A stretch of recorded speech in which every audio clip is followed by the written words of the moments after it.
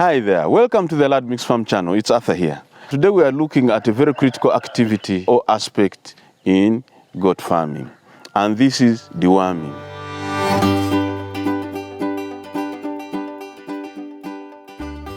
Deworming is a must if you are engaged in goat farming. Just like any other activity that is carried out, it should also be planned for. And when you plan for it, make sure you follow your plan meticulously. If you're saying you're going to be deworming every after 2 months, deworm after 2 months, depending on the environment you're in. If it's 3 months, please adhere. It will save you a lot. It will actually encourage you when you look at your herd when the herd is healthy. At least plan to deworm for a minimum of 4 times in a year.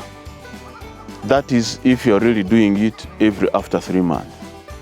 By the way, you'll be able to know that your goat is not feeling healthy. You'll see it, even the skin can start changing if it's a smaller goat.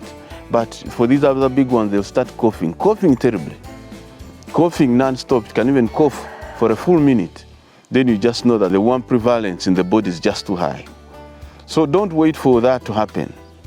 Even if when you're finishing your 2 months and it seems to be okay, no, you know the environment, you understand the environment better than the goat, just go ahead and do the deworming, and then you'll find yourself having a healthy herd.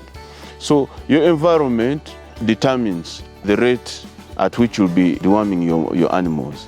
If your goats are grazing on grass that are short, meaning they are coming closer to the surface, that means when it rains, a lot of soil splashes on this grass, and as it eats, that means it's taking in a lot of germs.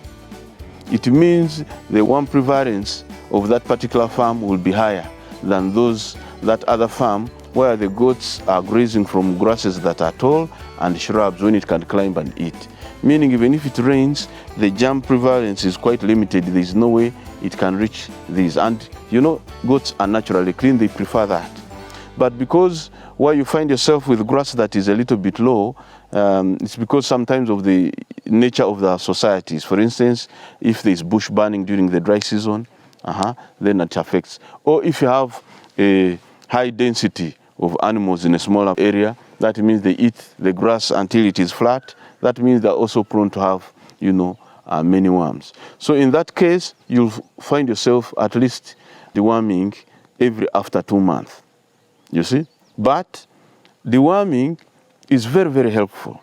And when you look at the cost, it's not as expensive. It should be something that is manageable. But for you to be successful, it should be something that you should be able to monitor.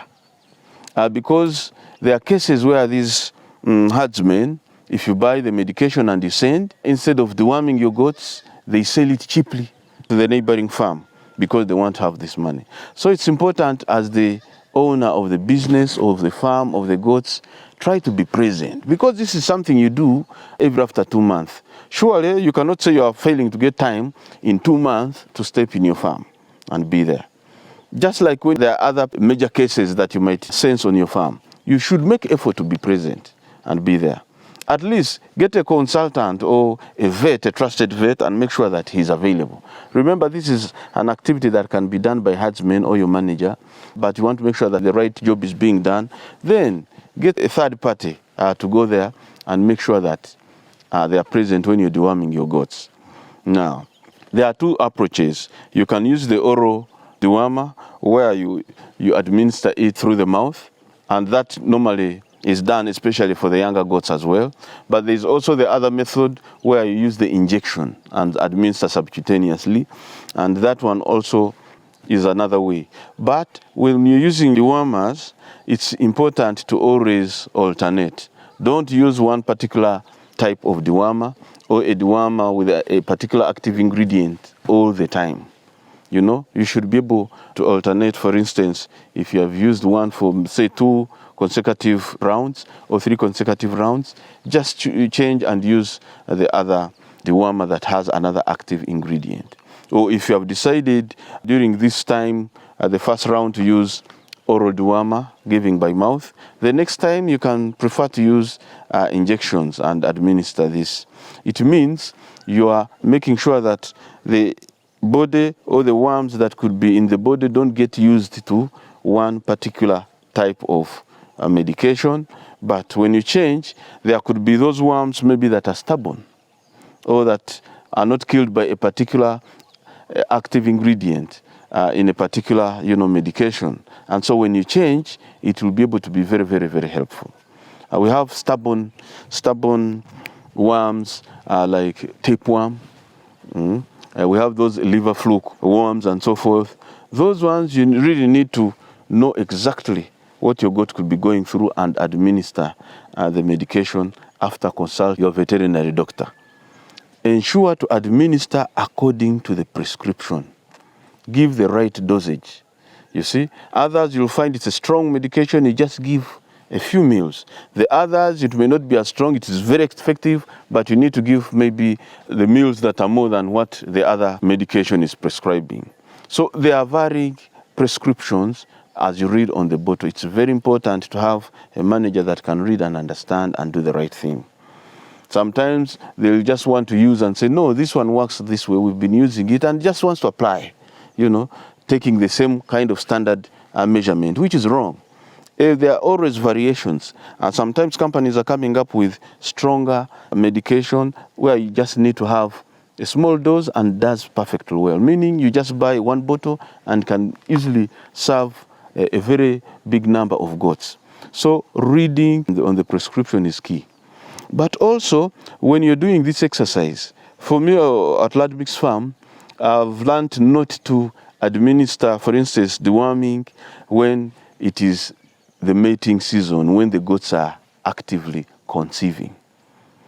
Because I've noticed that there is a way it sometimes disorganizes the smooth development after the goat has been served. So you'll find that after 2 weeks, 3 weeks, the goat is rebounding, and you see it being served again by the he-goat. And so when I try to talk to my colleagues, they say, no, try to at least deworm your animals if you want to start at that point, just when they have given birth.